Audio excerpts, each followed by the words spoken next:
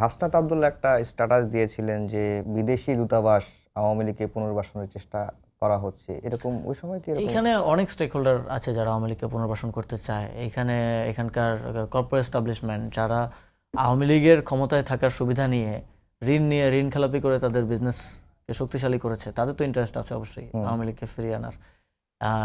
এখানকার media establishment যারা বেশিরভাগ আওয়ামী লীগের সময়ে লাইসেন্স পেয়েছেন বা আওয়ামী লীগের সাথে একটা বোঝাপড়ায় ছিলেন অভ্যুত্থানের পূর্ব পর্যন্ত, বা এখনও তাদের হয়তো কেউ কেউ থাকতে পারেন এখানকার। এর বাইরেও বিভিন্ন দূতাবাস কিংবা বিভিন্ন দূতাবাসের পক্ষ থেকে আমাদের সাথেও যখন বাইলেটারাল মিটিং হতো তখন বলার চেষ্টা করা হতো যে আওয়ামী লীগকে নির্বাচন করতে না দেওয়াটা কি গণতন্ত্রের প্রতি হুমকি কিনা, এবং বিভিন্ন আওয়ামী লীগকে নির্বাচন করতে না দিলে নির্বাচন গ্রহণযোগ্য হবে কিনা, একটা ইনক্লুসিভ নির্বাচন হবে কিনা, এই কথাগুলো আসতো। তো এইটার এবং এর পেছনে অনেকগুলো লবিস্ট ফার্মও নিয়োগ দেওয়া হয়েছিল যারা চাপ প্রয়োগ করবে, যারা হয় না অনেক সময় বিদেশি সাংবাদিকরা আছে এবং তাদের আদলে বা তাদের কাভারে বিভিন্ন লবিস্ট ফার্মের লোকজন, এবং তারা প্রশ্ন করে সরাসরি যে আওয়ামী লীগকে কেন নির্বাচন করতে দিচ্ছেন না।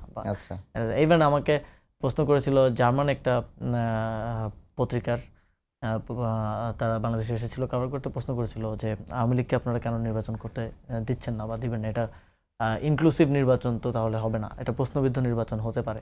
তখন আমি তাকে বলেছিলাম যে আপনারাও তো নাজিদেরকে রাজনীতি করতে দিচ্ছেন না, তাও আপনাদের এখানে তো এটা প্রেসিডেন্ট আছে পৃথিবীতে, এবং ইউরোপকে তো গণতন্ত্রের দিক থেকে স্ট্যান্ডার্ড অনেক ক্ষেত্রে ধরা হয়।